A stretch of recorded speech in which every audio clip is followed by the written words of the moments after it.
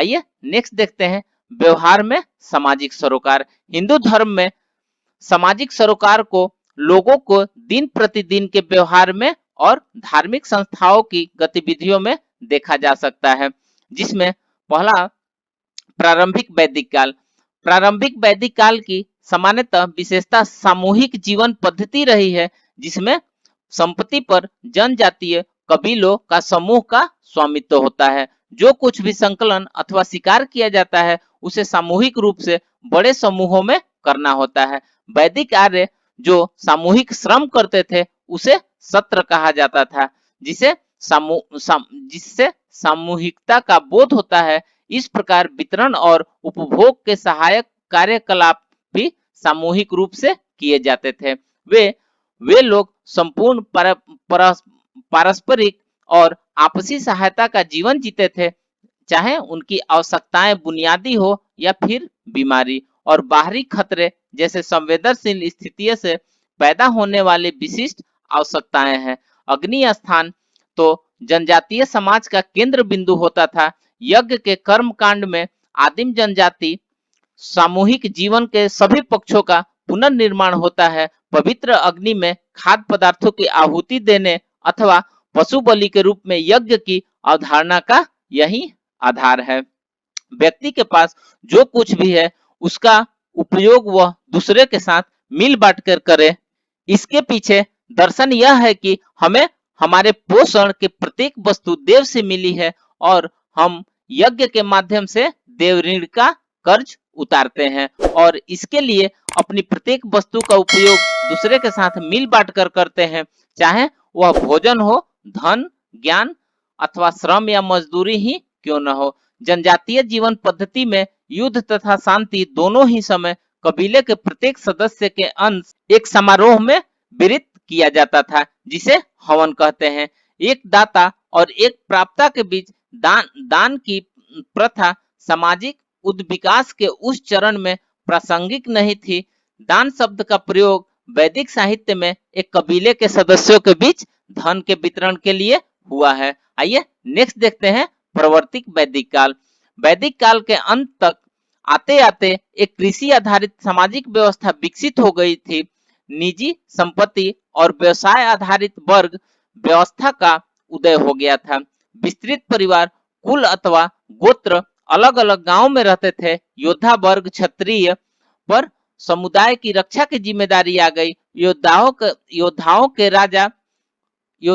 के नेता राजा कहलाता था। युद्ध से होने वाली आमदनी और बाद में जजिया यानी शुल्क और कर से होने वाली आय योद्धाओं और राजा के हाथ में आने लगी। अब इसे राजस्व माना जाने लगा, अर्थात वह जो राजा का है। इस प्रकार जमा किए गए धन को राज्य के लोगों में बांटने की प्रथा जारी रही। इस वितरण को दान माना गया, किंतु ऐसा कोई औपचारिक विधान नहीं था कि राजा और सामंतों को इस प्रथा का पालन करना ही होगा। इस प्रकार दान ऐच्छिक हो गया और उसे धर्म का काम माना जाने लगा, जिससे करने से कर्ता को पुण्य की प्राप्ति होती थी। उपनिषदों में दान करने से होने वाले पुण्यों और उसके सही ढंग के बारे में कई जगहों में उल्लेख है। इनके अनुसार दान विनम्रता के साथ और पाने वाले के प्रति उचित सम्मान के साथ किया जाना चाहिए। उपनिषदों का मत था कि जीवन तो यज्ञ अथवा दूसरे के प्रति सेवा की एक सिलसिला है।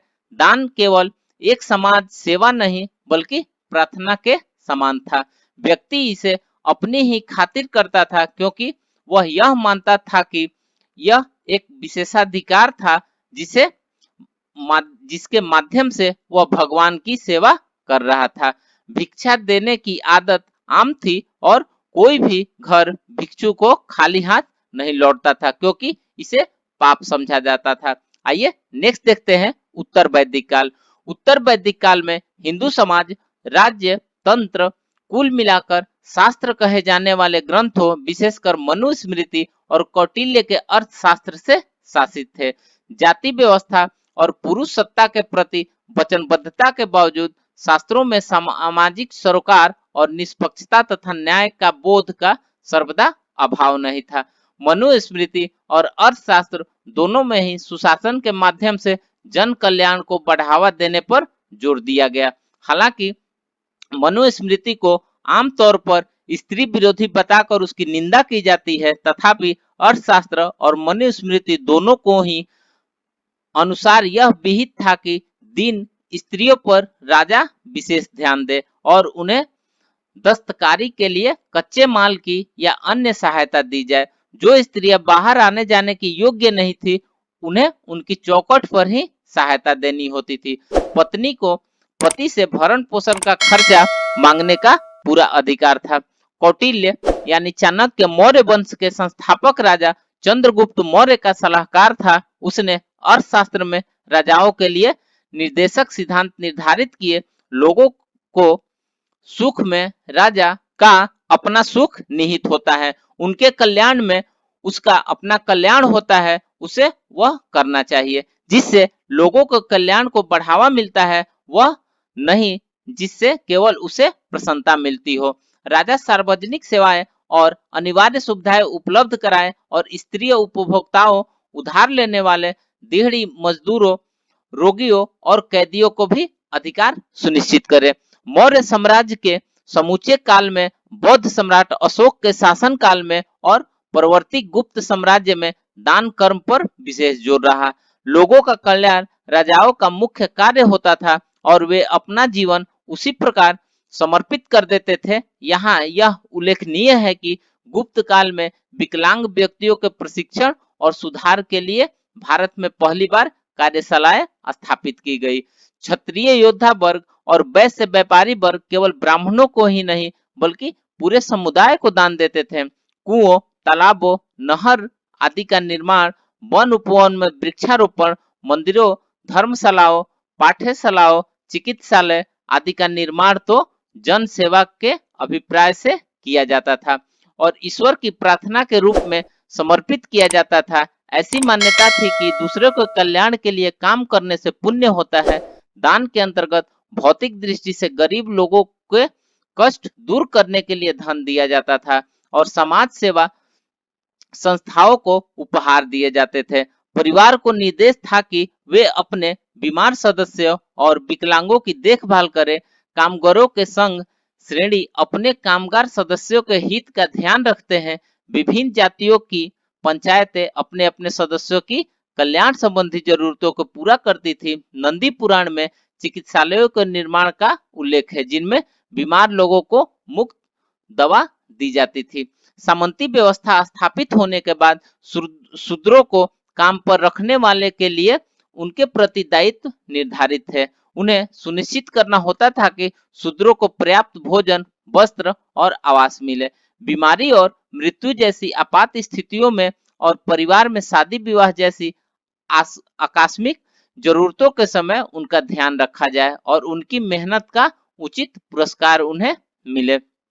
रामायण और महाभारत महाकाव्यों से ज्ञात होता है कि जिन्हें सहायता दी जाती थी वे जरूरी नहीं था कि वे गरीब अथवा बीमार ही हो। राम और अर्जुन को अपनी दुविधा से उबरने के लिए सलाह दी गई। ऋषि वशिष्ठ ने राम को और भगवान कृष्ण ने अर्जुन को सलाहकार बनकर उनकी सहायता की थी। वे अपने धर्म का पालन करते हुए निर्णय ले सके। वास्तव में ब्राह्मण अक्सर कुल गुरु की भूमिका निभाते थे।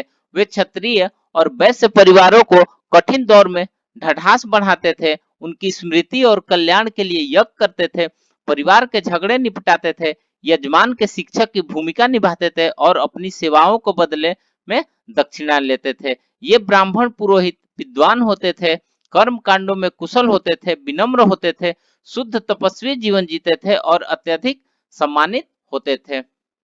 आइए नेक्स्ट देखते हैं अंग्रेजी राज सुधार आंदोलन। अंग्रेजी राज के दौरान 19वीं शताब्दी वह प्रमुख कालावधि थी जब धार्मिक, सामाजिक, आर्थिक, राजनीतिक और सांस्कृतिक क्षेत्रों में व्यापक बदलाव हुए। ब्रह्म समाज, प्रार्थना समाज, आर्य समाज और रामकृष्ण मिशन जैसे सुधारवादी नव जागरणवादी आंदोलनों ने अनेकानेक व्यक्तियों ने भी हिंदू आदर्शों को पुनर्जागरण की दिशा में अत्यंत महत्वपूर्ण कार्य किया।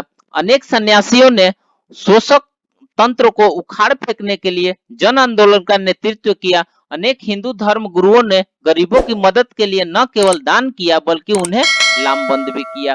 वे अपने शोषण का अंत करें। केरल में श्री नारायण गुरु ने एक पूरी की पूरी अछूत जाति एजवा को हिंदू धर्म के ढांचे में रहकर इस तरह मुख्य धारा में सम्मिलित किया।